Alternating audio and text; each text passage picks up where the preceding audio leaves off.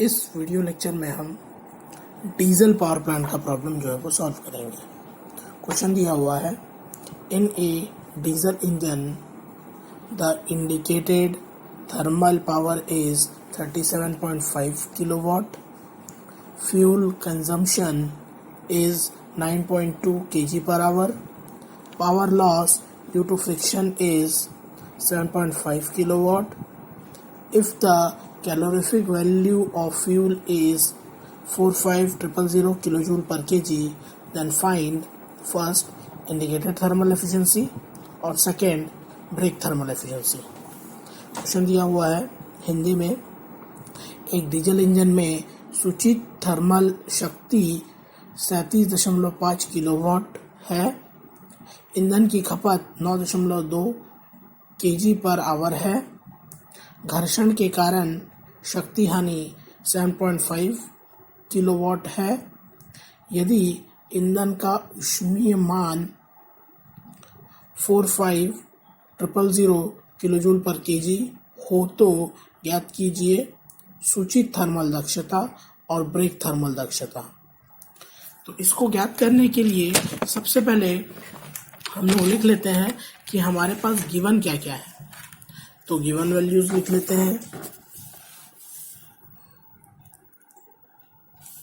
पहला indicated power, सूचित thermal शक्ति ये दी हुई है 37.5 kilowatt.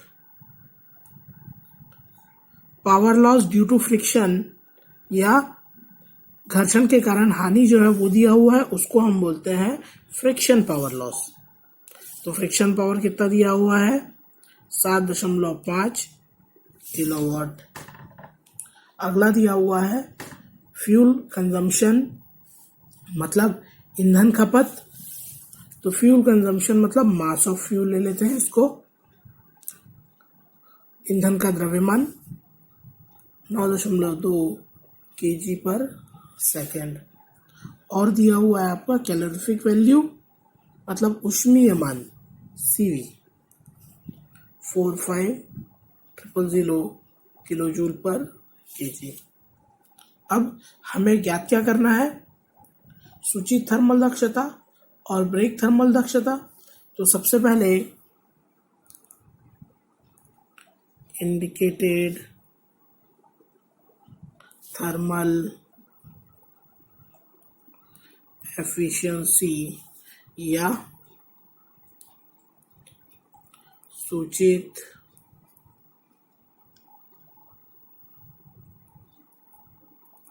Thermal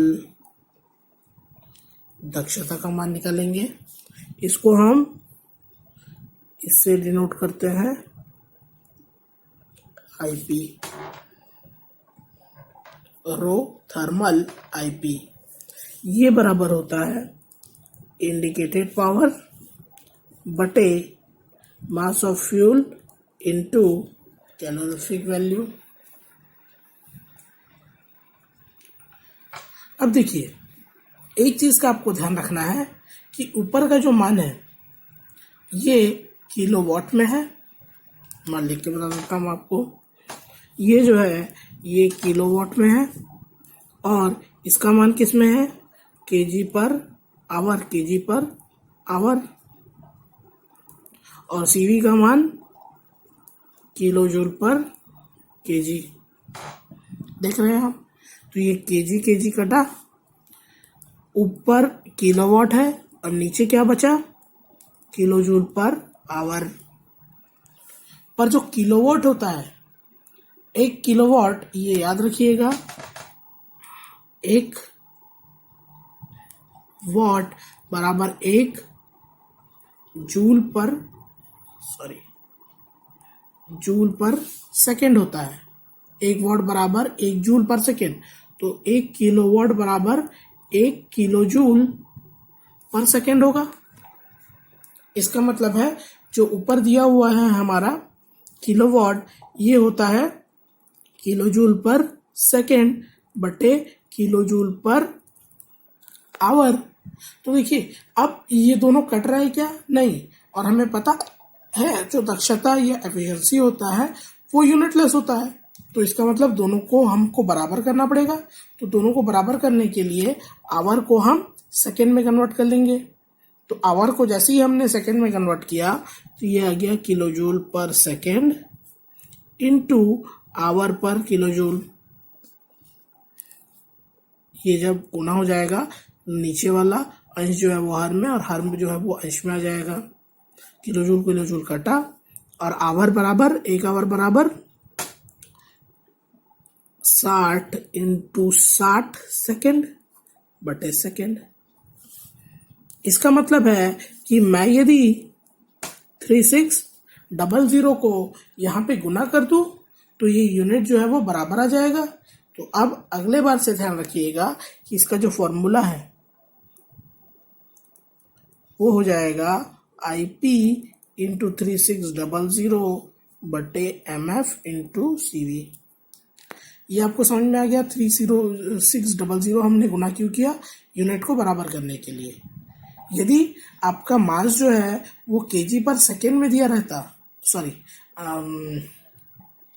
KG per hour में दिया रहता, तो हमको ये 3600 जो है वो गुणा करने की जरूरत नहीं पड़ती।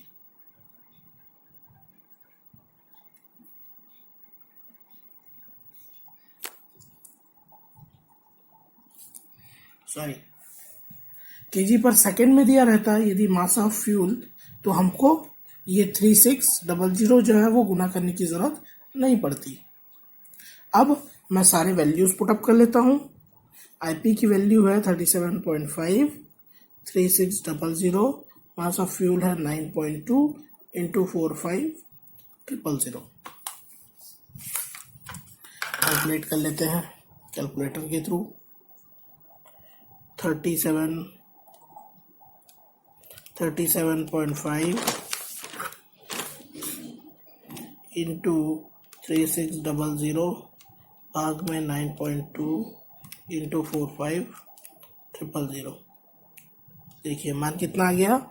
0.326। 0.326। इसको यदि परसेंट में कन्वर्ट करेंगे तो 32.6%। ये आ गया हमारा इंडिकेटेड थर्मल एफिशिएंसी का मान। इसके बाद सेकेंड हमको क्या निकालना है? ये पहला था। सेकेंड हमको निकालना है ब्रेक थर्मल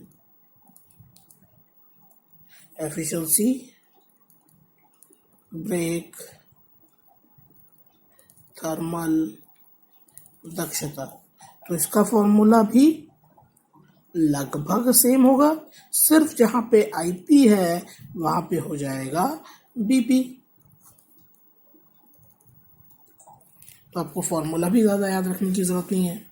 पर इस क्वेश्चन में हमको BP का मान दिया नहीं है। BP का मान निकालने के लिए यहाँ पे देखिए BP बराबर होता है IP माइनस FP। BP वो पावर होता है जो हमको गाड़ी जब चलाते हैं व्हील में, चक्के में जो पावर हमको मिलता है वो ब्रेक पावर होता है। इंजन जितना पावर जनरेट करता है, इंजन कुछ पावर जनरेट करता है ना, उसको हम IP बोलते हैं। और व्हील तक पहुंचने के लिए बहुत सारे लॉस होते हैं, हानि होती है, घर्षण होता है, तो उसको हम बोलते हैं फ्रिक्शन पावर। तो IP में से यदि फ्रिक्शन पावर हम घटा दें तो हमको BP का मान जो है वो मिल जाएगा। तो IP की वैल्यू है 37.5 और FP की वैल्यू है 7.5। वैल्यू कितना आ गया? 30 किलोवाट। BP का मान मैंने निकाल लिया। अब BP का मान निकालते साथ ही अब मैं थर्मल एफिशिएंसी के फॉर्मूले में रख सकता हूँ। रख दिया मैंने। 30 into 3600 divided by 9.2 into CE का मान 45,000। ये कैलकुलेटर पे मेरा कैलकुलेट किया हुआ है IP ऑलरेडी। यहाँ पे मैं सिर्फ IP जो 37.5 था उसको 30 से रिप्लेस कर देता हूँ, बाकी तो एज इट इज था पूरा।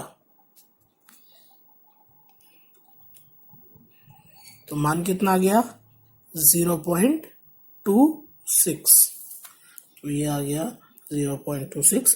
परसेंट में कन्वर्ट करेंगे तो 26%। Thank you. कोई यदि डाउट होगा तो आप लोग पूछ सकते हैं, पर्सनल व्हाट्सअप कीजिएगा या फिर कॉल कर लीजिएगा। Thank you.